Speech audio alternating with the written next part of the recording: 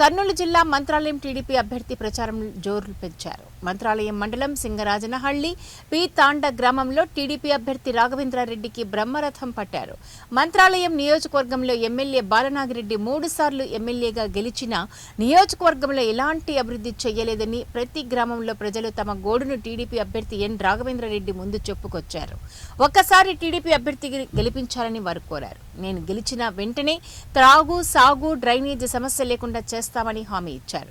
పెద్దకడుపూరు మండలం చిన్నతుంబలం గ్రామంలో రాయల చెరువు నుండి రైతులకు నీరు అందించకుండా చేపల వ్యాపారం చేసుకుంటున్నారే తప్ప రైతులకు పంట పండించుకునేందుకు నీరు వదలడం లేదని టీడీపీ అభ్యర్థి ఎన్ రాఘవేంద్రారెడ్డి ఆరోపించారు. మేము అధికారంలోకి వచ్చిన వెంటనే రైతులకు 2 పంటలు పండించేందుకు నీరు అందిస్తామని హామీ ఇచ్చారు.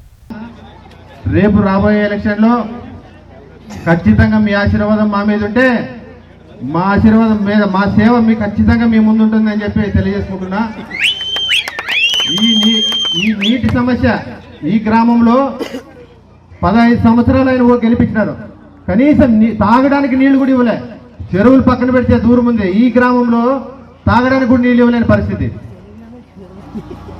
ఇది వైసీపీ ప్రభుత్వం. అది మనము ఈ వైసీపీ ప్రభుత్వంలో గత తెలుగుదేశం ప్రభుత్వంలో కరెంటు బిల్లు 150 రూపాయలు వచ్చేది ఆ రోజు గుడిసెలకి. ఈ రోజు 650-700 రూపాయలు కరెంటు బిల్లు వస్తుంది.